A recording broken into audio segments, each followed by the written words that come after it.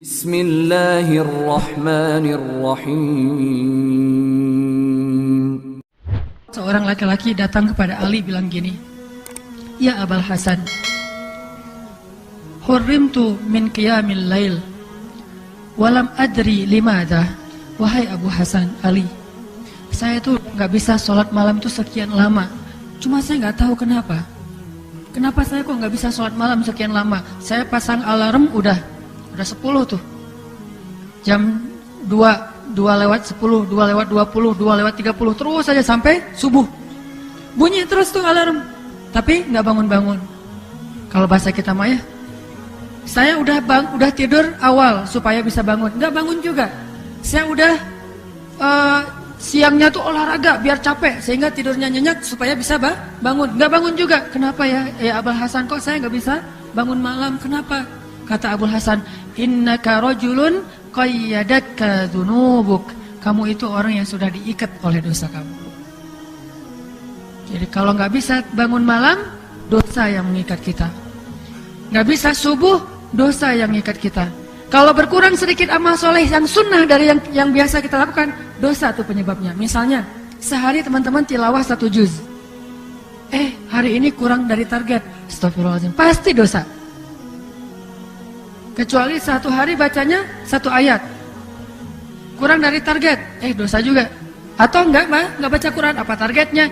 Makanya setiap kali berkurang, biasanya duha, hari ini enggak duha. Biasanya qobliyah, hari ini enggak qobliyah. Biasanya sedekah, hari ini enggak sedekah. Biasanya zikir sekian ratus, sekian ribu kali, hari ini kurang. Misalnya tidak terjadi satu hal yang tidak baik, baik itu musibah atau berkurangnya kebaikan, kecuali penyebabnya karena dosa. Sampai hafalan, kalau ngerasa susah hafal Quran, istighfar dulu. Jadi sebelum kita mencari ilmu itu istighfar dulu. Astagfirullah, astagfirullah. Kalau bisa sebelum kita duduk dalam majelis ilmu, istighfar dulu minimal 100 kali. Kenapa? Nggak akan mungkin ilmu itu masuk ke dalam hati seseorang yang ada isinya dosa. Ilmu itu sensitif. Ilmu itu seperti dia kan al-ilmu nurullah. Ilmu itu kan cahaya Allah. Dia itu sensitif banget, nggak mau ke tempat yang kotor. Sehingga ketika dia mau masuk ke sebuah ruang hati, dan di hati itu banyak kotoran, ilmu akan keluar lagi. Masuk nih, melihat, wah nggak nyaman nih kotor, pergi dia. Itu ilmu. Sehingga sebelum kita nuntut ilmu, astagfirullahaladzim, astagfirullahaladzim, sedikit aja ada dosa mempengaruhi ilmu di hati kita. Hafalan. Kalau kita susah ngafal Quran, pasti penyebabnya dosa, bukan tekniknya yang kurang. Nyari metodologi ngafal Quran senyaman apa, semudah apa. Kalau dosanya banyak, tetap aja susah. Di Gaza, Palestina, kenapa anak-anak Palestina yang terjajah, yang dibombardir sama Israel, yang hidupnya susah, makannya susah, ngafal Quran sebulan khatam 30 juz, 1 hari 1 juz. Ngafal tuh. Hari ini udah berapa juz? 1 juz Ustaz. 1 juz setengah, 1 juz lebih sedikit, 1 juz kurang sedikit. Pokoknya 1 juz saja sehari. 1 bulan khatam. Jadi mereka ngafal Quran itu di kelas 6 SD ketika liburan sekolah akhir tahun. Itu waktu ngafal Qurannya anak-anak Gaza tuh. Pas sudah kelas 6 SD mau naik SMP, pas liburan akhir tahun sebulan mereka pakai ngafal Quran di masjid. Pulang-pulang sudah hafiz. Paling-paling datang ke masjid modalnya 1 juz, juz 30. Pulang udah 30 juz. Berapa cepat kita menghafal ayat-ayat Allah? Karena menghafal Al-Quran itu bukan pakai IQ. IQ itu yang kesekian. Nomor 1 adalah ketakwaan.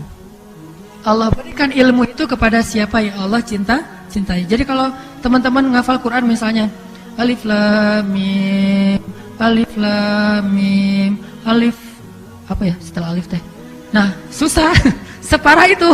Alif lam mim aja lupa gitu ya. Tadi alif, terus habis alif apa ya? Nah, ini berarti perlu taubatan nasuha, harus sujud dari pagi sampai sore. Karena lam aja lupa. Itu belum dikasih kaf, ha, ya, in, sod. Belum lagi dikasih surat-surat yang susah. Jadi kalau misalnya ngerasa susah ngafal Quran, penyebabnya karena dosa. Kayak Imam Syafi'i kan? Bayangin Imam Syafi'i datang ke gurunya, syakautu ila waqi'in an su'i hifdhi. Aku curhat kepada guruku, ya guruku kenapa akhir-akhir ini hafalan saya kok susah, berat gitu. Hadis-hadis yang udah saya hafal lupa. Karena Imam Syafi'i itu jarang lupa. Jadi sekali lupa tuh heboh.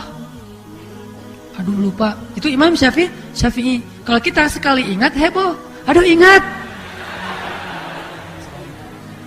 Karena biasa lupa, sekali-kalinya ingat.